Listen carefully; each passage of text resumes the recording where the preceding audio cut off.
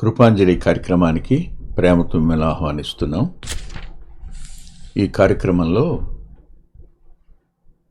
మనం జీవిత పాఠశాల అనే అంశంలో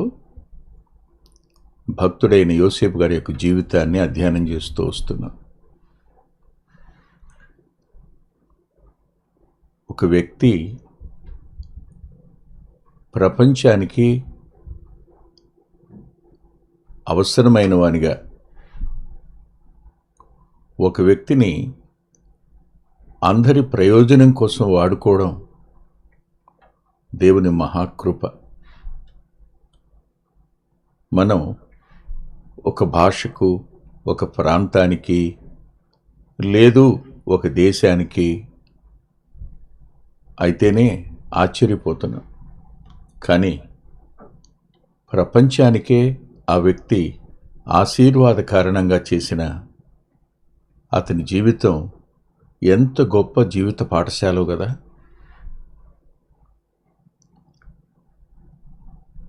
తండ్రిని తన దగ్గర పెట్టుకున్నాడు అంటే తన పర్యవేక్షణలోనే, తన అంతఃపురంలో కాదు, తండ్రికున్న ఆత్మీయమైన ప్రమాణాలు.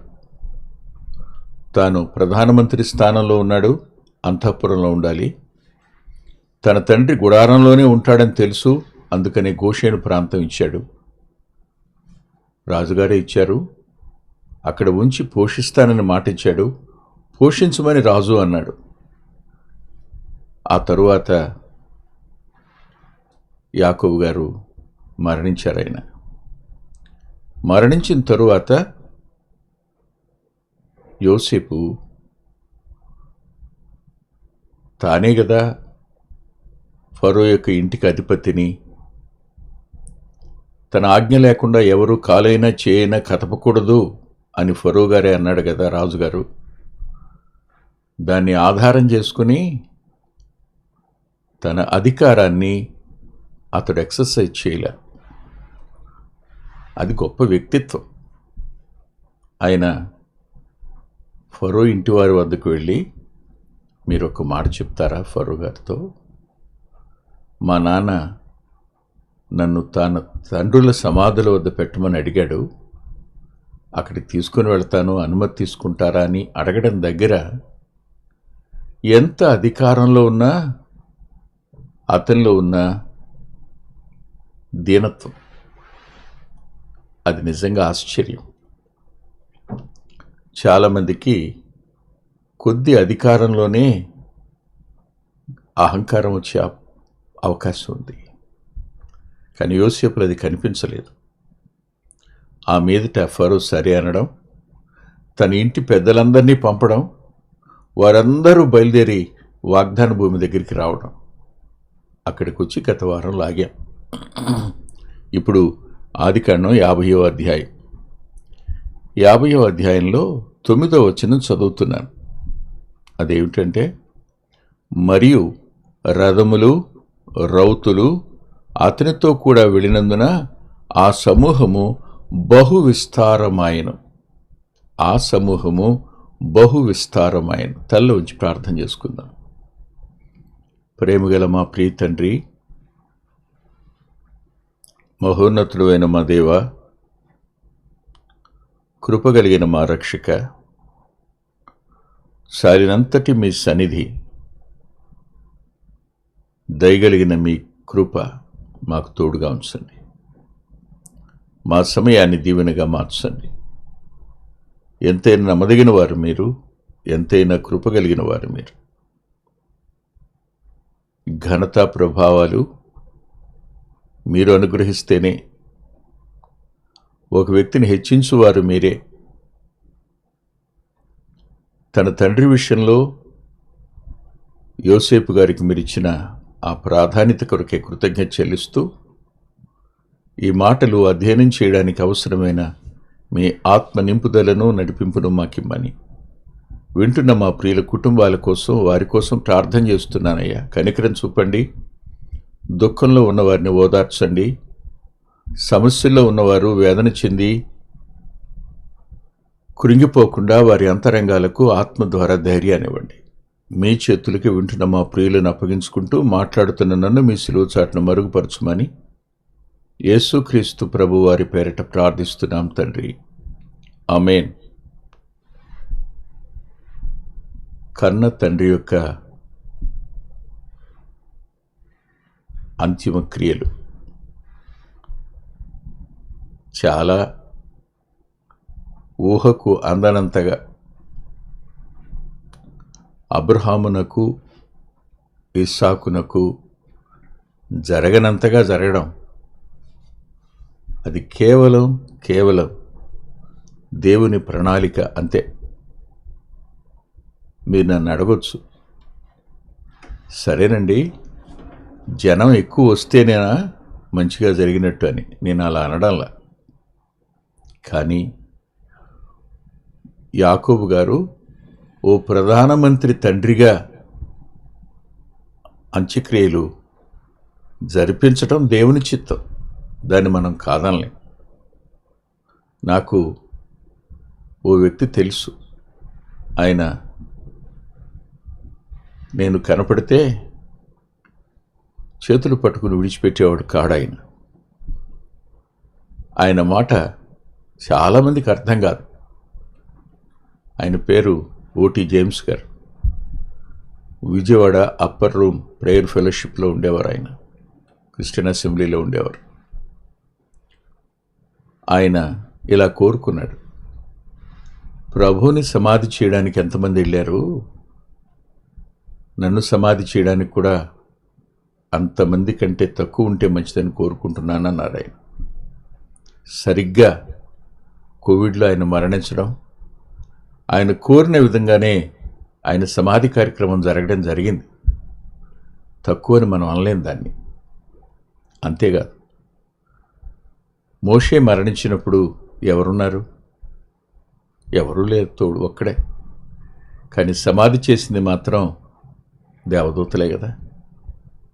కాబట్టి ఎక్కువ మంది వచ్చారా, ఖర్చు ఎక్కువ పెట్టామా, అది కాదు నేను అనేది. ఇక్కడ యోసేపు యొక్క వ్యక్తిత్వాన్ని చెప్పాలన్న ఆశ. యోసేపును సంతోషపరచడం అనేది ఫరో ఇంటి వారి ఆశ. యోసేపు వెంట ప్రయాణించాలి అనుకోవడం ఐగుప్తు వారి ఆలోచన. అంటే యోసేపు ఎంతమంది అభిమానాన్ని సంపాదించుకున్నాడో. యోసేపు యొక్క దుఃఖాన్ని తమ దుఃఖంగా వారు భావించారు. దానికి ఆధారం ఉంది, చూడండి.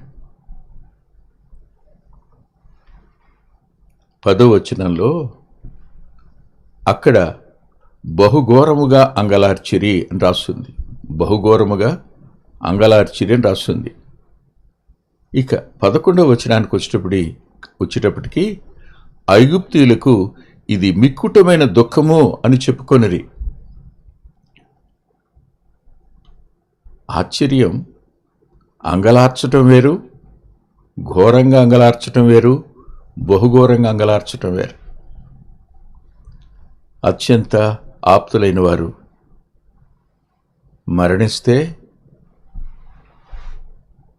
దుఃఖపడకుండా ఉండలేం. నిరీక్షణ ఉంది మనకి.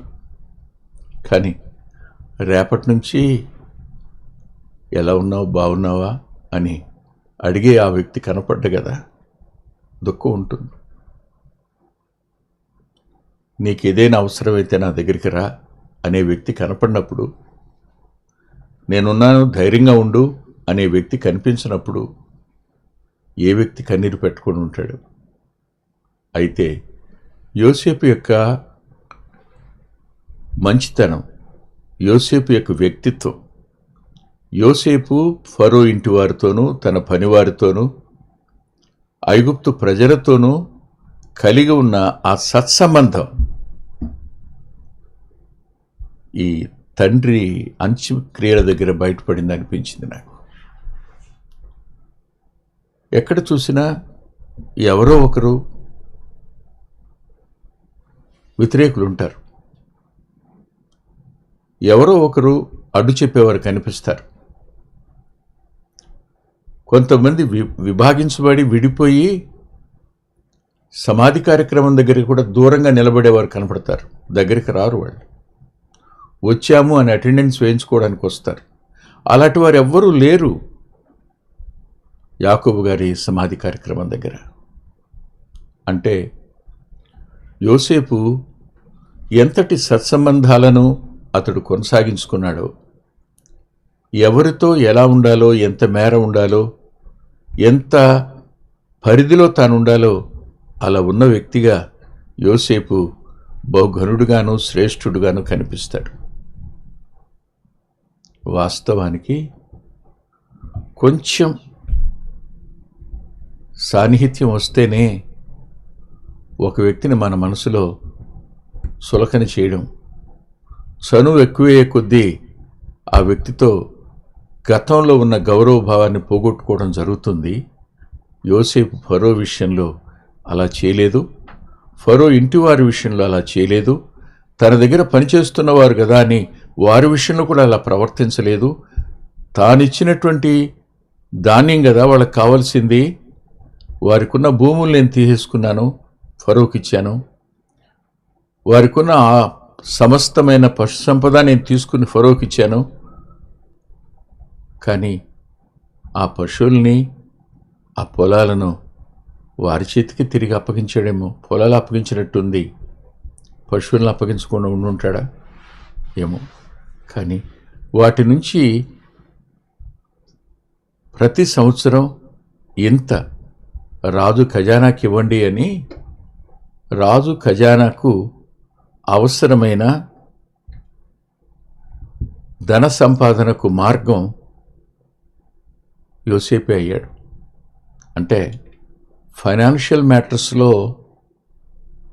ఐగుప్తు రాజు ఉన్నంతకాలం ఏ కొరత రాకుండా ఆర్థికపరమైన స్థిరత్వాన్ని ఐగుప్తుకు తెచ్చింది యోసేపే. అలాంటి వ్యక్తికి ప్రజలు ఏ విధమైన గౌరవం ఇస్తారు? కరువును ఆధారం చేసుకున్నారు అని అనుకోవచ్చుగా. అలా ఎవరు అనుకోలే. కరువు బరువెరిగినవాడు, కష్టం యొక్క బాధ ఎరిగినవాడు, కరోనా యొక్క వేదన ఎరిగినవాడు అలాంటి పరిస్థితుల్లో మేలొందినప్పుడు కృతజ్ఞత కలిగి ఉండడం అనేది ఐగుప్తీయుల్లో కనిపిస్తుంది. కానీ నేటి దినాన్న అలా కృతజ్ఞత కలిగి ఉండేవారు కనిపించడం లేదు, అరుదుగా కూడా. దీని వెనక ఉన్నది ప్రభు, కనిపిస్తున్నది యోసేపు. యోసేపు గారి వ్యక్తిత్వం చాలా అద్భుతంగా అనిపించింది నాకు. ఇకపోతే మరో మాట కూడా చూద్దాం. అక్కడ నాకు కనిపించిన ఒక మాట యోసేపు దుఃఖానికి కొలమానం అనిపించింది. అదేమిటంటే చూడండి దయచేసి 10వ వచనంలో ఇలా రాస్తుంది. ఏమని రాస్తుందంటే, అతడు తన తండ్రిని గూర్చి 7 దినములు దుఃఖము సలిపెను అని. ఐగుప్తుల దుఃఖం అయిపోయింది. మక్ఫెలా పొలం దగ్గరికి వచ్చినప్పుడు 7 దినాల కాలం యోసేపు తన తండ్రి కోసం దుఃఖపడ్డాడు, అంగలార్చాడు. అంటే తండ్రి ఎడబాటును తన దుఃఖంగా ఈ రోజున నేను ఇలా ఉండడానికి కానీ, ఈ స్థాయిలో ఉండడానికి కానీ కారణం నేను కాదు, నా తండ్రి దేవుడు. నా తండ్రి ఆరాధించిన దేవుడు, నా తండ్రితో మాట్లాడిన దేవుడు, నా తండ్రిని బలపరిచిన దేవుడు, నా తండ్రికి నన్నిచ్చిన దేవుడు. సహజంగా పిల్లల మనస్తత్వాలు ఎలా ఉంటాయంటే, తండ్రికి తామేదో మేలు చేసినట్టుగా భావిస్తారు. కానీ తండ్రిని బట్టి నాకు కలిగిన ఆధిక్యతలను వారెప్పుడూ జ్ఞాపకం చేసుకోకపోయి ఉండొచ్చు. కొద్దిమంది గుర్తు చేసుకుంటారు, కొద్దిమంది జ్ఞాపకం చేసుకుంటారు, ఎప్పుడు జ్ఞాపకం చేసుకుంటారు. నేను అలాంటి వారిని కూడా చూశాను. ఒక ఆర్ఎంపీ డాక్టర్ గారు ఉండేవారు పామర్లో. వారి పిల్లలు ఇప్పటికీ వాళ్ళ నాన్నగారిని జ్ఞాపకం చేసుకుంటూనే ఉంటారు. వారి నాన్నగారి జ్ఞాపకాలను వారు మర్చిపోరు. అంటే తండ్రిని బట్టి మాకొచ్చిన సమాజంలో ఈ స్థానం, దేవుని మనసులో మాకొచ్చిన స్థానం, దేవుని హస్తాల్లో నుంచి మా మీద కురిసిన ఆశీర్వాదం, దేవుని ప్రణాళికలో మేము ఉండడానికి కారణం మా తండ్రికి దేవుడిచ్చిన వాగ్దానం, మా తండ్రి చేసిన ప్రార్థన. ఇవన్నీ మర్చిపోని కుమారుడుగా యోసేపు కనిపిస్తాడు. తండ్రి ఎడల కృతజ్ఞతాభావం, తండ్రి యొక్క దేవుని ఎడల, తన దేవుని ఎడల అతనికున్న ఆరాధనాభావం చాలా గొప్పది. అందునిమిత్తమై 7 రోజుల పాటు అతడు అంగలార్చినట్టుగా రాస్తుంది, ఏడ్చినట్టుగా, దుఃఖపడినట్టుగా, దుఃఖ దినాలు గడిపినట్టుగా ఉంది. 7 దినాలు తన తండ్రి కోసం 7 రోజులు కాదు, 7 సంవత్సరాలైనా కన్నీరు కార్చే పిల్లలు ఉన్నారు, కాదనను. కానీ ప్రధానమంత్రి స్థానంలో ఉండి ఈ ప్రయాణపు దినాలు, మళ్ళా ఇంకొక 7 రోజులు, మళ్ళీ తిరిగి వెళ్ళే ప్రయాణపు దినాలన్నీ ఎవరి కోసం ఖర్చు పెట్టినట్టు? తన తండ్రి అంతిమ క్రియలకు అతడు వెచ్చించిన దినాలవి. అతడు చూపించిన ఆధిక్యత అది యోసేపులో స్పష్టంగా కనిపించింది. మర్చిపోకండి, తల్లి తండ్రి ఉన్నంతవరకే మనం పిల్లలు. వాళ్ళు చనిపోయాక మనం పిల్లలం కాదు, మనం పెద్దవాళ్ళం అయిపోయినట్టే. వారి బ్రతికున్నారు అంటే అదో ఆదరణ ఉంటుంది, అదొక ధైర్యం ఉంటుంది, తెలియని బలం ఉంటుంది. మా నాన్న ఉన్నాడు, మా అమ్ముంది, ఈ బలం వేరు. వాళ్ళు మరణించాక తిరిగి మళ్ళీ మనం ఒంటరి వాళ్ళమే. భార్య పిల్లలు ఉంటారు, కానీ గత తరం లేనటువంటి ఆ అనుభవం యోసేపు దుఃఖానికి కారణం. ఆలోచించండి. ఇక్కడి నుంచి ఇంకొంచెం ముందుకు వెళ్ళి నేను మరికొన్ని మాటలు మీతో పంచుకోవాలనుకుంటున్నాను.